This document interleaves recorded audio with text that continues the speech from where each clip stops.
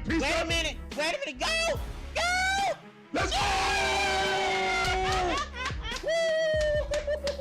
Let's go!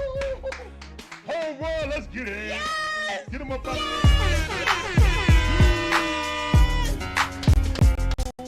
Home run in a tip in it. Let's go, throw your hats on. Look what Picky got it. They double teaming Trey. Give it to Trey. Give it to Jonte. Pass it over to Bogey. Bogey driving.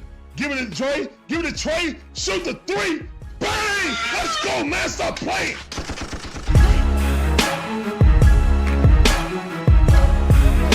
He did not put Ritter in. I'm done. Oh, this mother just put Ritter in? For what? Why would you put Ritter in right now? He know his job is done. There's nothing finer in the land than a drunk, obnoxious Georgia fan. Oh Let's go. Go, dog. Go, dogs. Go, dogs. Sickle. Now you gonna make me chump. Now you gonna make me chump.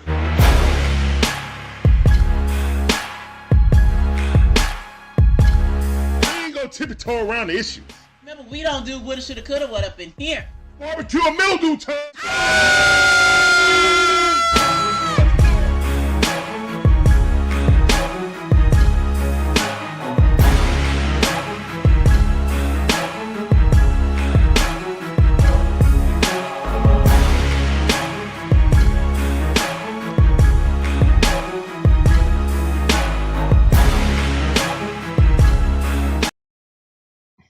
Hey man, what's going on, guys?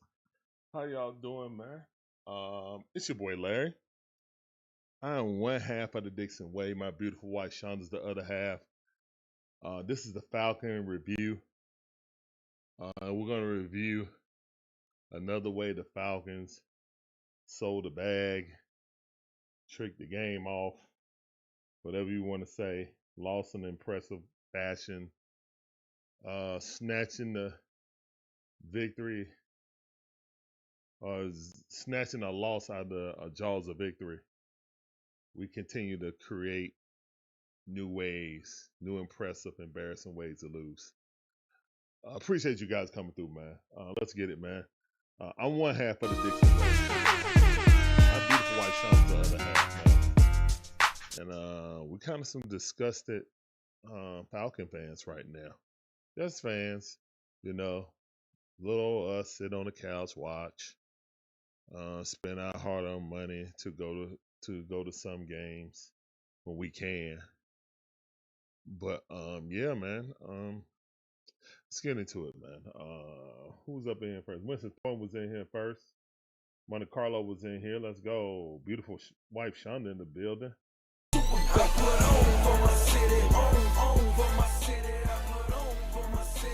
What's going on? All right, man. Still kind of aggravated with the game yesterday afternoon. Shout out to all the Falcon fans that trekked up there in the cold, had to watch that debacle, spent thousands of dollars, flying, driving hotel rooms, you know what I'm saying, up there, just to watch that crap. That's embarrassing. Atlanta Falcons have the two singular worst losses in the season. Lost to the Dolphins. They only had 2 wins. 1 win, excuse me. And then you lost to the Jets, who only had 2 until they beat you. Now they have 3. 1 game behind you. ATL enthusiasts, how you doing? Look at my wife. Look what she said. Look what my wife said. The Dixon Way says, I am sick and tired of being sick and tired. Sick and tired of being sick and tired, man. But no firing. So, guys, as mad as we can get at Raheem, Zach Robinson, Coach Maurice of the special teams, Maurice Williams. It doesn't matter because all we're doing is yelling in the echo chamber. Arthur Blank's really not going to do anything about it, at least on my. That's how I feel. That's how a lot of Falcon fans feel. I mean, we all felt like Raheem should have been relieved of his duties after the Miami game, but ho hum, no.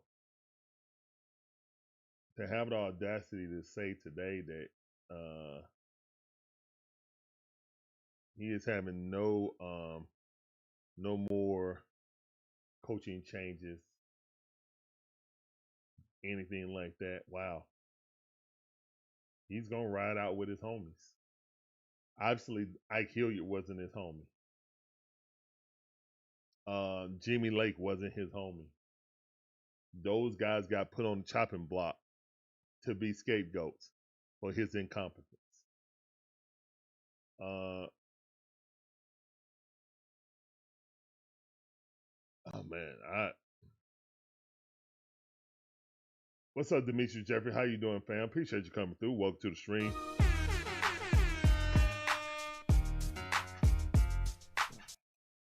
When you look at this season, it's supposed to be a whole bunch of promise. We were told we didn't need preseason. Defiantly told we didn't need preseason in back-to-back seasons. We look disorganized. We don't have attention to detail. We do what bad teams do. We find a way to lose instead of finding a way to win. You can't sit there and thump your chest on beating the Saints and think everything's good.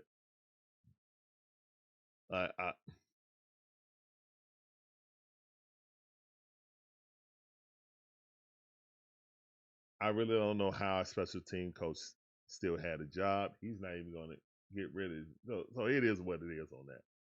We continue to have it. Bad coaching. And the funny thing is, we've seen clips about defenses saying, hey, we know what they're going to run. You know what I'm saying? We've also heard our players, like Bijan, say, hey, at the beginning of the season, we had to scrap everything we did over the offseason because Tampa Bay ran something totally different. So we just had to scrap everything. Continuously showing signs that we're always getting out coached. But my head coach said we got to go and clean that up. It ain't never getting cleaned up. Can't clean up incompetence.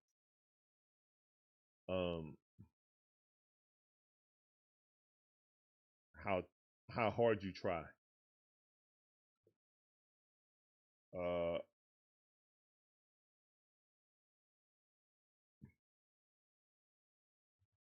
I don't think I speak for all the Falcon fans, you know what I'm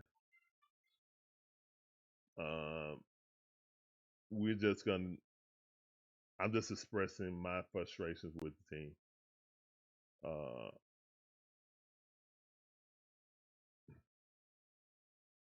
Or me and Shauna's frustrations with the team. And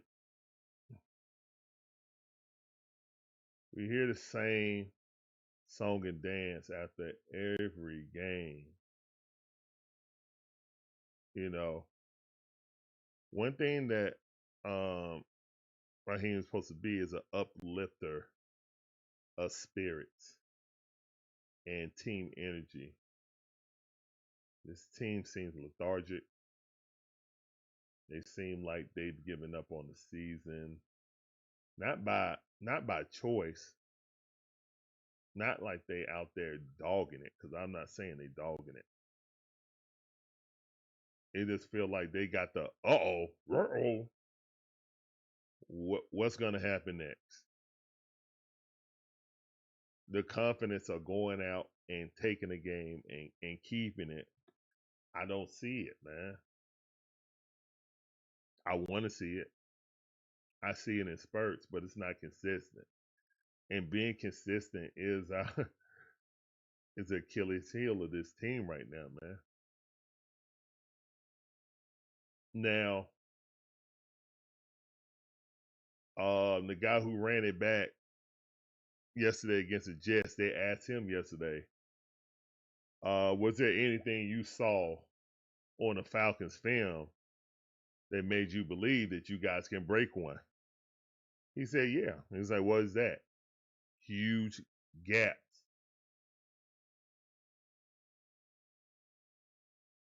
Like schematically how they cover punts. Basically, that's what he's saying. Now, I will give, this is the only grace I'll give on the special teams part. Special teams being poor is a reflection of not having enough depth throughout our roster to make a great special team. Most time your special teams is mix and match players that are on this team who could be backup role players or not role play, but rotational guys. But they got skill and the talent is there, so your special teams will be good. Now you do have special team aces, special team players, but you also have a mixture of guys who are in the rotation, who are, a part of other parts of the offense or defense. Tyler Algiers is on special team.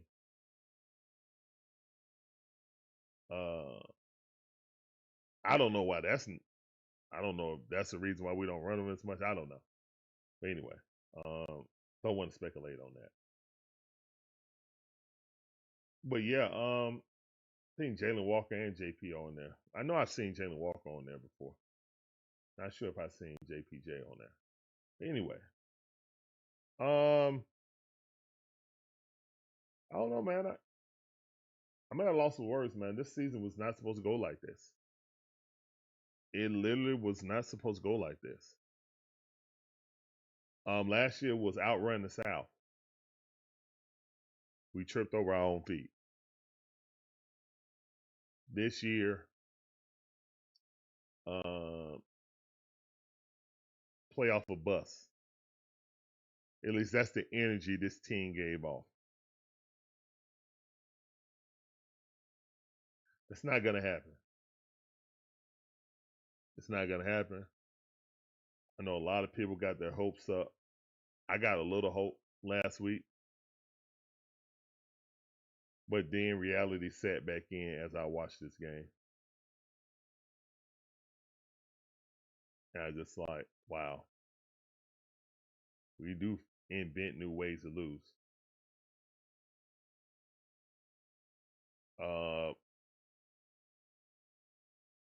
Yeah, I can't blame special teams on, a guy dropping the ball and trying to, catch a ball within the 10-yard line. That's not really smart. That's a cardinal sin. But is that hammered home? Only I'll say is that hammered home. Is the guy not listening? We'll never know that, guys. But yeah, that's a cardinal sin. And Raheem admitted that. Actually, before I even go further, let me check out who else is in the chat, man, because I don't have long to hit these points because we have a double hitter today, guys. We're doing this show with Falcon in Review, but we also have the Hawks versus Detroit Pistons. They're on the back-to-back. An amazing win last night, double overtime. And this is back-to-back win against quality teams. People talking about quality teams. I think a win is a win, but anyway, we won't be going that long, guys. We'll probably go until 6 o'clock at the most. And you guys can go check out Uncle Steve because he's coming on at 6. We got a game at 7 o'clock with the Atlanta Hawks. So please come back and join us on that, as they've been the joy of the city right now. Them and the Dogs. Okay, so let me get to these names right quick. I'm sorry. I apologize. I didn't acknowledge you guys. I was about to get deep into a rant. But, all right. So, Winston Thornton, ATL enthusiast, my beautiful wife, Demetrius, Keith Simons, okay. I didn't see you. Welcome back to the stream, man. Appreciate you. Benji, I miss you. I apologize. Benji said he lost the locker room and the players don't believe anymore. Yeah, that's just the aura that's around the team right now. You know, Monte Carlo said nobody want to ride out with this fool.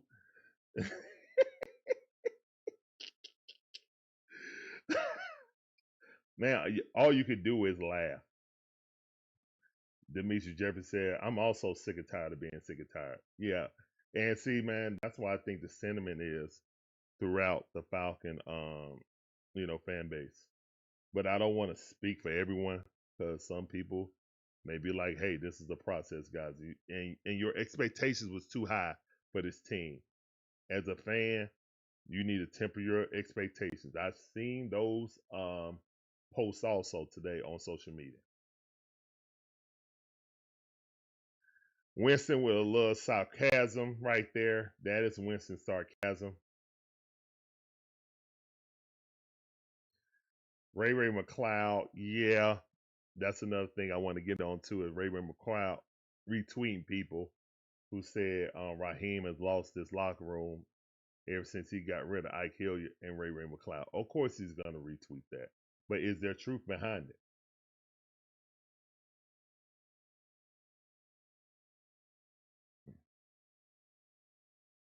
Raheem doesn't make emotional decisions, but he fired the wide receiver coach, and subsequently, when Ray McLeod spoke up about it, he cut him or had Terry cut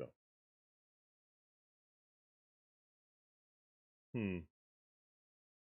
Because that was between him, Ray, and the organization.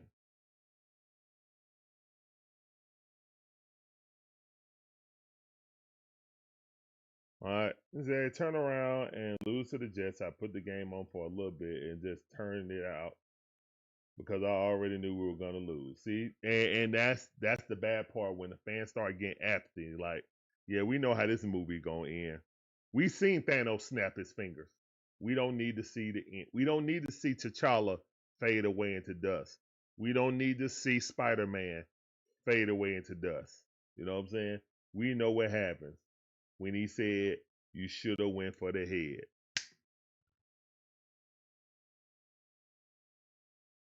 Winston with some more sarcasm. I'm not highlighting that.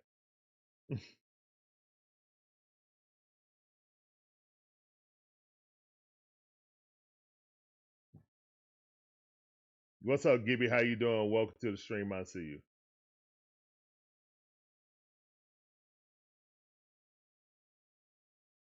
Oh, Winston said it wasn't sarcasm at all.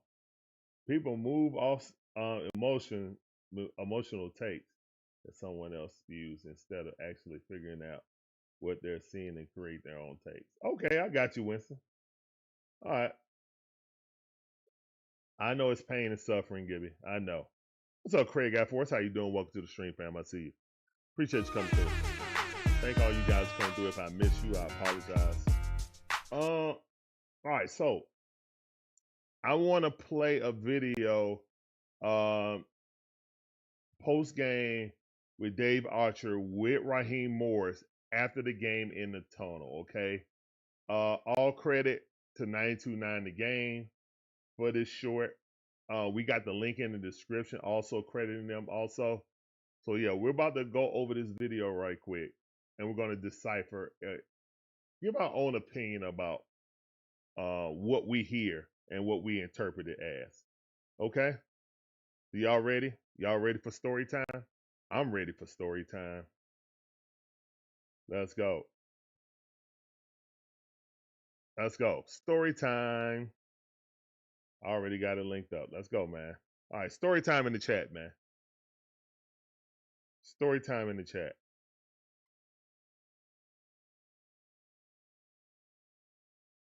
Story time in the chat. Let's go, man.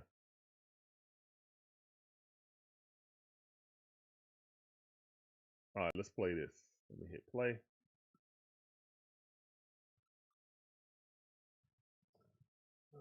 Hold on. This. I don't even know where to begin to try to explain that one. First of all, shout out to Dave Archer, man. He put this as gently as he could while also trying to get answers. Shout out to Dave, he a real pro. Shout out to Dave Archer, former quarterback of the Falcons and now color commentator for the Falcons. Definitely know how to break the ice.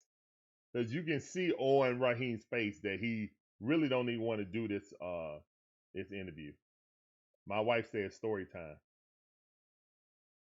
Yeah. You can tell on his face he does not want to do this interview, but he's obligated to do it. Okay? What are your thoughts? You got to go play in all three phases of the game. And we didn't show up today on special teams, and it hurt us. Where do you feel? We have to show up in all three phases. And special teams didn't show up.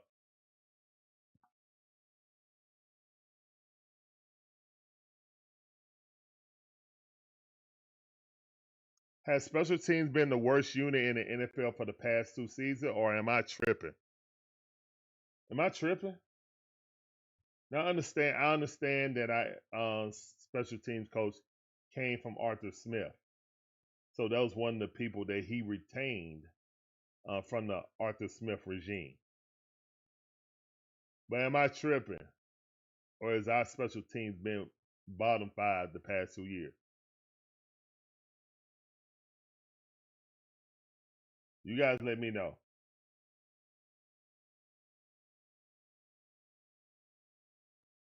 Gibby said he didn't even look in Art's face when he was answering the questions. Well, you know,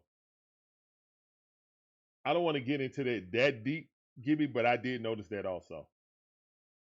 All right, let's continue. Feel like things really kind of frenetic type situation there late in the football game. The exchange of punts, trying to get field position to try to win the football game. What was the thought process there? You got to go out there and get first downs. You got to find a way to get that first down, get in the field position, give yourself a chance to kick that thing, get out of there. 2 exchanges of punts, good defense on one side, good defense on their side. They got the ball back, got close enough for that guy to take a long field goal, and they made it. Raheem. Okay. Yes. That's the part I wanted to get to. So, Raheem Morris says, look, we got the ball back. We got to move the chains. We got to be able to move down the field to move ourselves into field goal position. 2 good defenses stopped each other. Unfortunately, they got the ball, moved it down enough so they could kick the game-winning field goal. Now, where was the energy?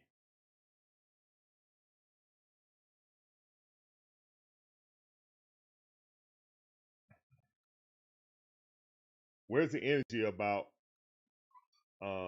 special teams for this offense? Okay. But we'll get to more. Yeah. I think I know the rules here, but when you have a play like you had on special teams early in the game that gave them their first touchdown, I'm assuming that ball's not supposed to be caught where it was tried to field it, where Jamal tried to field it. You got to leave it alone. You know, when we did not, and you put it on the ground and give them an easy touchdown on the 2-yard line, and those things can't happen. Okay. That right there, I think we saw a clip of Raheem Morris chewing out Agnew on the sideline after he dropped that. That was momentum. Okay?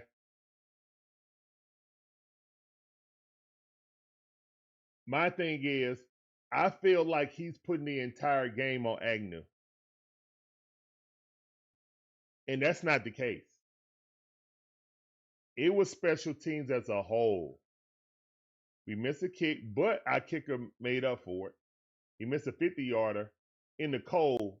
That's not a bad miss. Okay?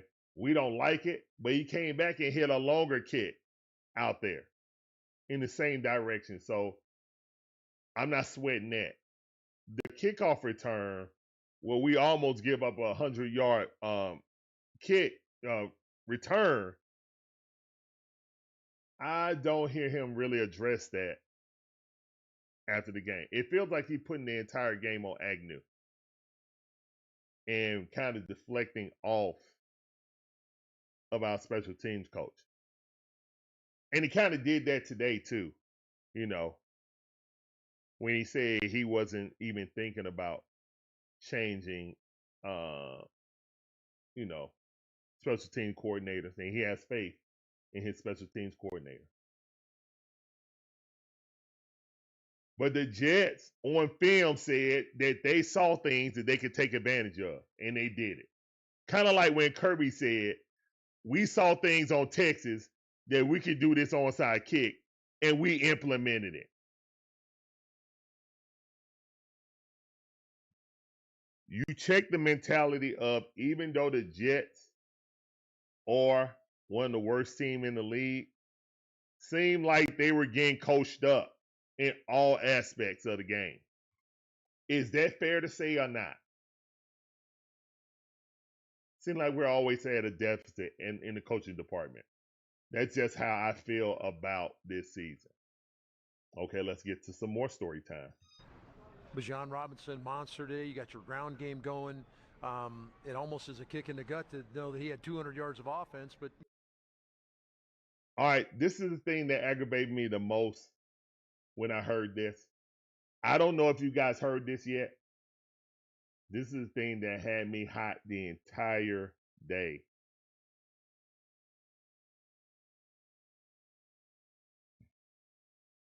As you talk about stats for losers, you got to win the football game. 100%. You know, stats for losers, you got to go.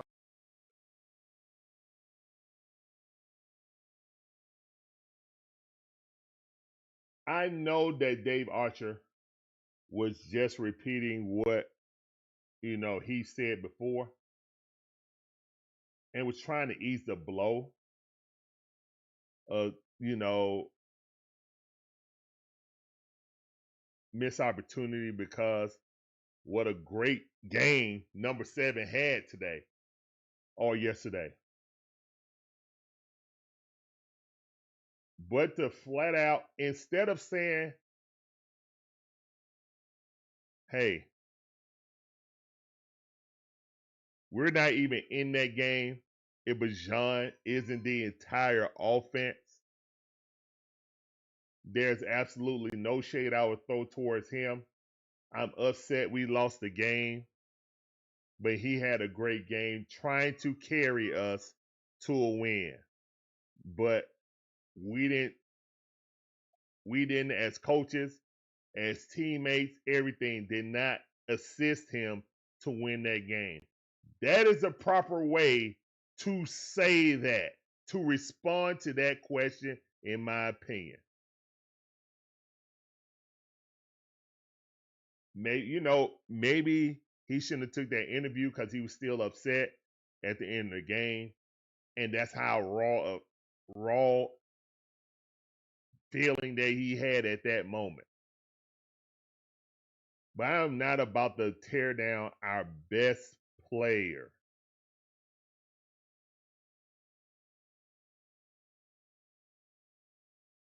And say his stats was for losers.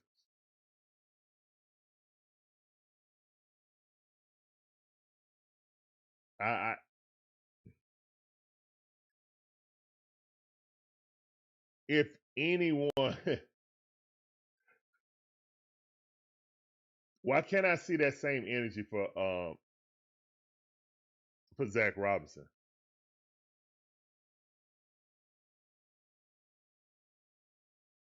Like,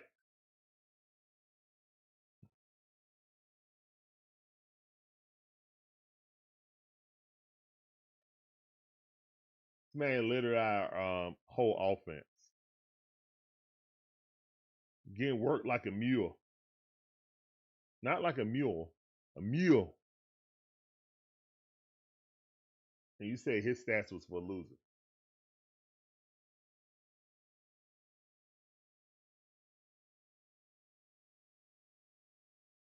That statement right there could lose your entire locker room.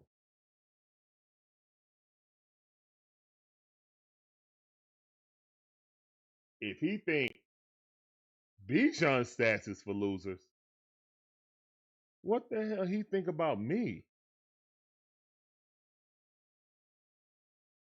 This is the same person he done said he the best player in the league. Now say his stats is for losers? Wow. Go out there and win that football game. Oh man, we did not. All right, what's your mindset process right now? Yeah, we got a really good football team coming into play, and we got to get ready to play those guys this week. Thanks, man. Appreciate Thank you, guys. Great job by Dave Archer, man, with that interview.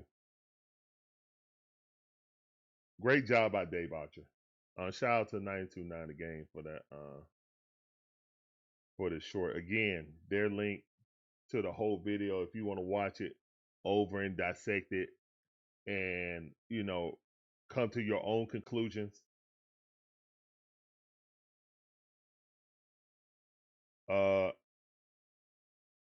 Yeah, but that was the video right there, guys. That was story time. That was story time on the Dixon Way. All right, so let's get to this.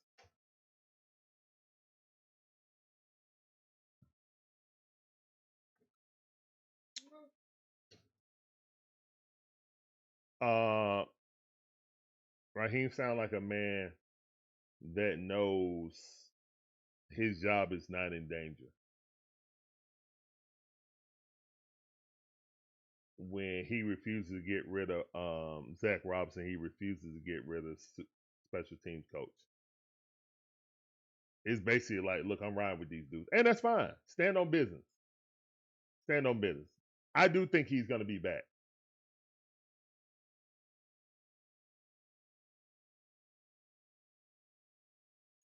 What's up, Ryan? How you doing? Welcome to the stream, man. Ryan lives up in Philly, guys. If you don't know, shout out to the Birdcage LLC, man. Y'all go make sure y'all check his content out. Ryan went to the game. He's up in Philly. He lives in Philly, so he drove up to MetLife. You know what I'm saying? Paid for his ticket. Shout out to Berto too. Berto was up there too. He's another Northeast Falcon fan. He stays in Connecticut, so he had to drive down, you know, a couple hours to get to the game. Ryan about an hour and a half. It's like 90 minutes out. So between Philly, I don't know what part of Philly he's staying. I know it's like 90 miles between there and Philly. So New York and Philly. Even though the Meadowlands are a little bit outside of New York, you know what I'm saying? It's not in New York if you've never been there before. Shout out to them going out there and seeing it firsthand. Firsthand. So that sounds like a man who really didn't want to do that interview, but knew he contractually had to. Short and quick answers. I would love to see him have that energy in other games when the offense was sputtering and people are wondering what the play calling is, this, that, and the third.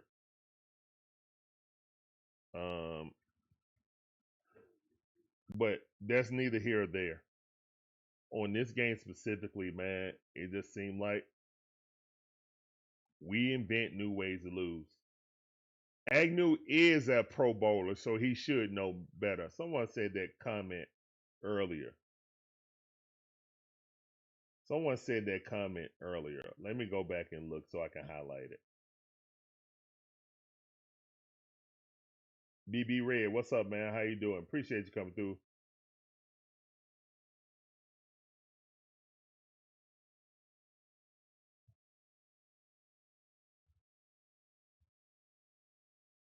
I'm trying to go back up.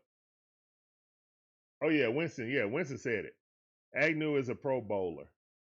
Yeah, he is. He definitely should know better. Winston Thornton 1755 says, Agnew as a Pro Bowl returner knows not to even attempt to field that punt.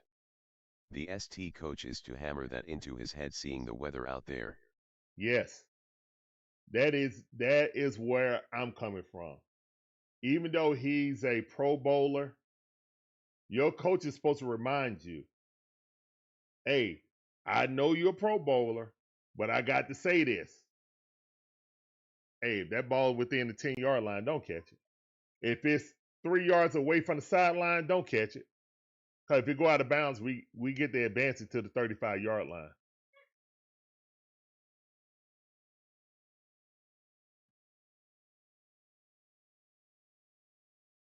Strange things happen when your finger's frozen. You feel me?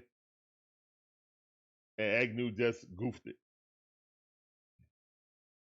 But them having a canyon to run through when he almost ran it back was inexcusable.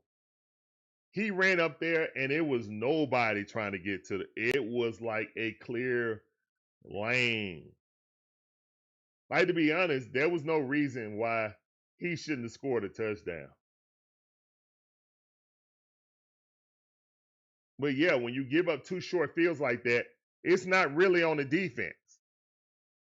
I saw people complain about the defense. I'm like, it's not really on the defense if you give up, balls at the 2 and the 10-yard line or 15-yard. It ain't their fault. They just got out the field. Just picking up Gatorade like this or putting the oxygen mask on and whoop, got to put your helmet back on because special teams just goofed it. Can't really blame them. Definitely not blaming Coach Uber. Definitely not. My wife with the googly eyes. Ryan says, hold on, I'll let him say it. The Birdcagel C says, we literally arrived at this point because of a delusion. This man isn't a good head coach. Yeah.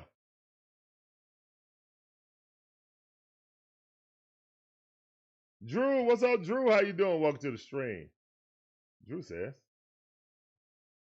Drew's Fog says, and when it comes time to play to win or take a double score lead, this offense falls back to awful third down play calling and the players cannot catch these balls to save their life.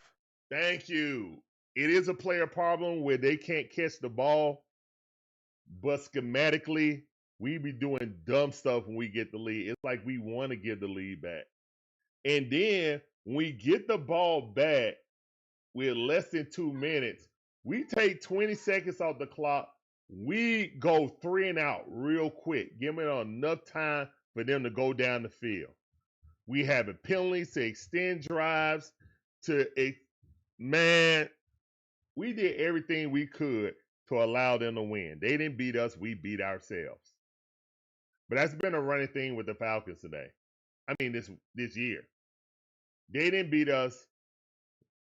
We did everything in our power to allow them to win. We snatched defeat from the jaws of victory. Yes, we did.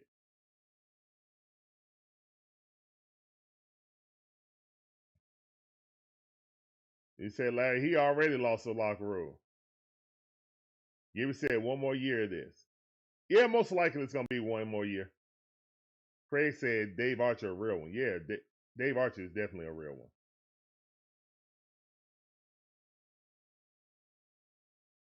Brody Brown, how you doing? Welcome to the stream. He asked, do I think that Michael Penix can be the answer with a better OC? 100%. A guy we had in here to interview, we tried virtually to interview, I think, Ben Johnson. Look at the difference between Caleb Williams this year and last year. Look at the Bears, who are relatively the same. They got Grady Jarrett, but Grady Jarrett ain't doing nothing. He over there stealing money. Look what the difference is when you got a top prospect quarterback.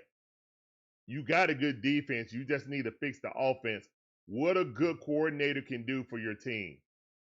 Oh yeah, another thing we're missing. Harvey Dahl.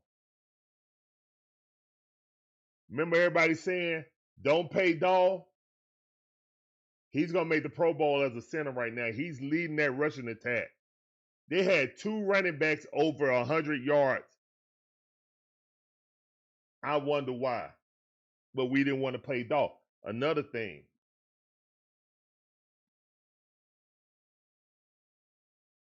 Nate Landman, going to make the Pro Bowl this year. But we chose, I like getting T.D.W because he out there making plays with one hand. But we thought that the combination of J.D. Beltran and Troy Anderson backing him up rotationally was going to be enough.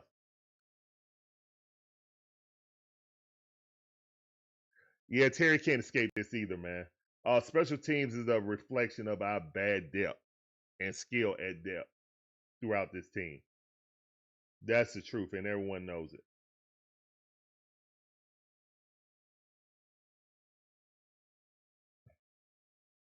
Craig Air Force coming up with these facts. Craig Air Force says, oh man no. He's 6-14 over the last 20 games. This coaching staff can't come back, and do you have confidence? I just don't feel that Arthur Blank is going to fire him. I think Arthur Blank don't want to fire him. I don't know if he feel like he's going to get backlash. I don't know. I'm not sure. At this point, I'm kind of expecting one of those AJC interviews with Arthur Blank. But we haven't hit that point yet, so that's why I know he's not going to be fired. Because normally, once Arthur Blank reaches a tipping point, he will always have an interview to talk to the AJC or someone to show and tell the public how upset he is. That interview has not happened. Thus, I do not believe Raheem Morris will be fired. Not this offseason. I could be wrong. Maybe he don't want to do it publicly like that. But if my memory serves me right, every time Arthur Blank was about to fire someone, he did an interview on the radio or with the newspaper addressing fans' concerns and showing that he hears the fans also. Until I see that interview, I am well within the right to believe that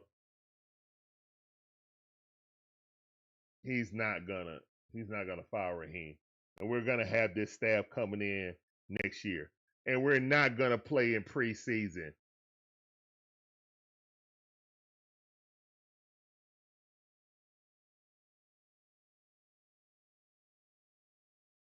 Also, I got a feeling Kirk Cousins is gonna stay. Even though it's more valuable to get rid of him because that salary cap, we need that cap money to fill other spots on this team.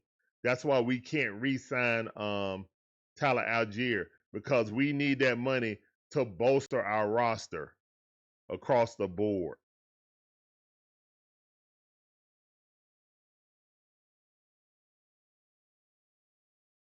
Same thing with Kyle Pitts. We just see it. If we were playing like Tampa Bay or even Carolina, the optimism of this fan base would be totally different. But we ain't, because we can't.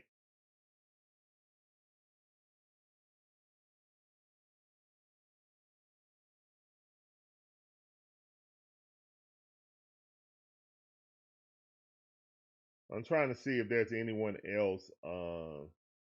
Mr. Green, how you doing? Appreciate you coming through. Mr. Green says, I'm going to let him say it. Mr. Green 3 says, Appreciate you coming through. most close games are 1W good special team play. Yeah. Are won by good special teams play. Yeah, I agree. I mean, it's not always on special teams, but you can lose it with bad special teams.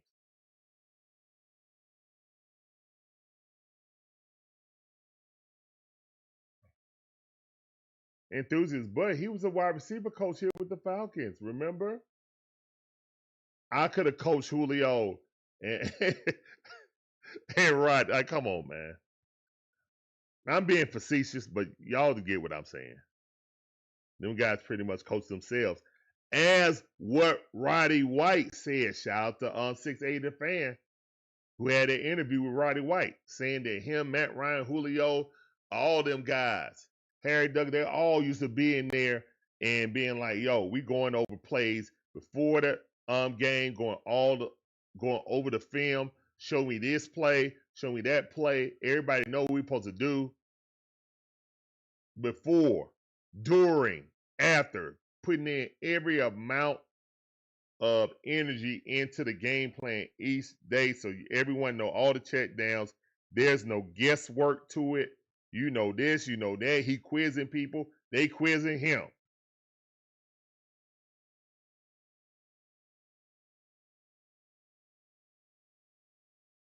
That's on the part of players doing that extra stuff to make sure that you're great.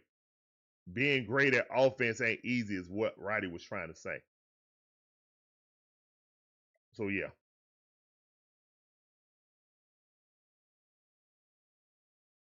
But is that same thing being held with our coaches? Going that extra mile. We won't know. We can only speculate.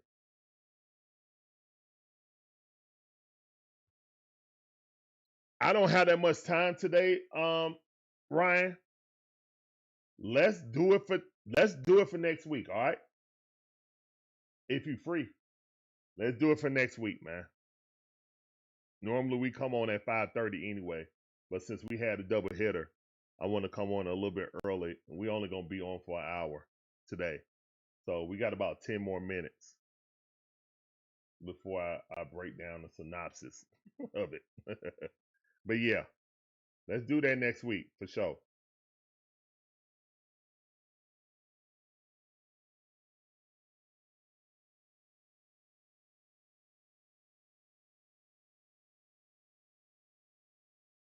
Am I hopeful for next season? Not with this coaching staff, I'm not. I feel like we'll be wasting another year of Bijan and Drake London's prime or entering their prime. They're not even in their prime yet. We'll be wasting more development from them. Jay Lana, what's up, fam? I mean Dalman, my bad. Yeah, I mean Dalman. Yeah, you're right. Min Dalman. Thank you. I said Harvey Dahl, my bad. I went back too far. Dalman, yes. Thank you, Jay Lana. Appreciate that correction.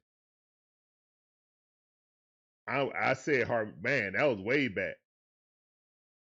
Golly. I went back way, my bad. Yeah, Dalman, yeah. We miss Dalman in the worst way. And see, I got a cousin that's a Chicago Bear fan.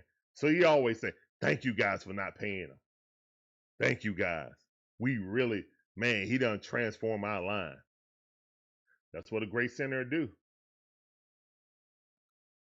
I was one of the few people that was defending him. I think Ryan was too. When you look on PFF, he was always rated the number one center in the NFL. Even though he had snap problems. You know what I'm saying? Snapping it up high, snapping it low. He did have snap problems. We will admit that. But him doing his job, run blocking, pass blocking, he was good at that. Very good. The best in the league, actually.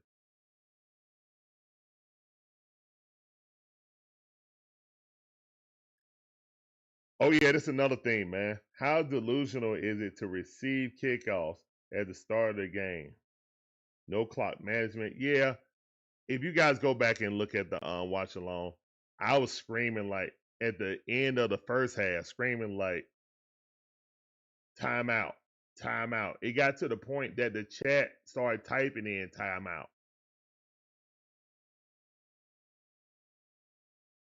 So yeah, I at least he did good in the second half.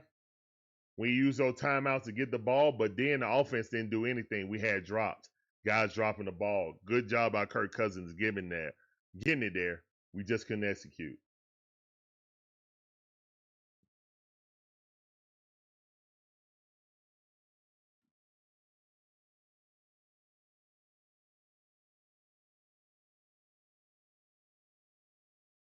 Miss B, how you doing? Appreciate you coming through. Daniel Barry, we appreciate you coming through. Welcome to the stream, family. I see y'all. Appreciate y'all coming through. So yeah, I mean, I don't know how the rest of the Falcon fans feel. I can only, tell you how us two Falcon fans feel. And like my wife said, I'm sick and tired of being sick and tired. We got to find out a way to win. We got a very good team coming in, and yeah, I think we all know that. It's a playoff team right here coming in Seattle, who is definitely looking to walk in our trap and take over our trap. Yeah, the Panthers beat the Rams, which means they are in a dogfight to try to win their division. So when they come in here, they're gonna be looking to whoop on us too. We got the Saints again. We got Tampa Bay. Baker Mayfield is not hurt. He played. So yeah, guys, at right now, what are you thinking? Maybe win the Saints game. What other game you think we're gonna win?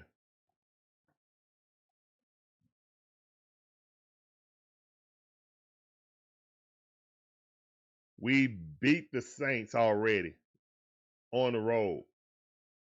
We should be able to repeat the feat at home. But outside of that, who do you think we can win? The Cardinals? Okay, I guess. But that's us going on the road. We couldn't beat the Jets on the road. All bets off. We couldn't beat the New York Jets on the road. That same time zone. We're going to go to the West Coast and beat the Cardinals? Hmm.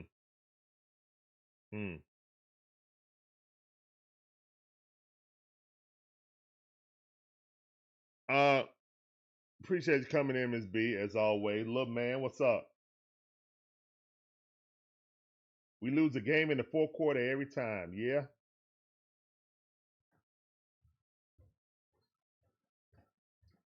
I don't think so, Drew. I just don't think so. I think this team is kind of lost right now, so I don't think we're gonna beat Seattle. I think we're gonna get drugged. Actually, I think we're gonna get drugged. Like this might be, um,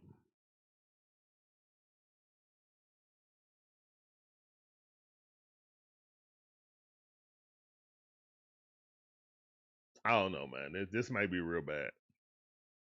They showing the anniversary of Mike Vick run against Minnesota when he made the two defenders collide and he ran into the tunnel. Yeah.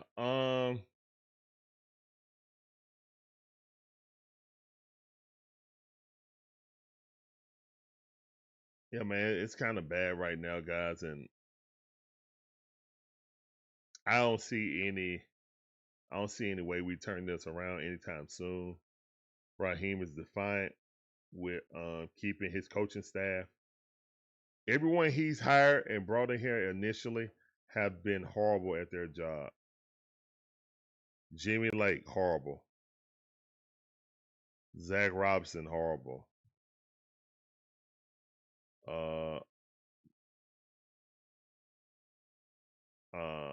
Coach Williams for special teams, horrible. He didn't bring him in though. He kept him, so that's part of Arthur Smith. Okay, so yeah, whatever. Still his decision to keep him.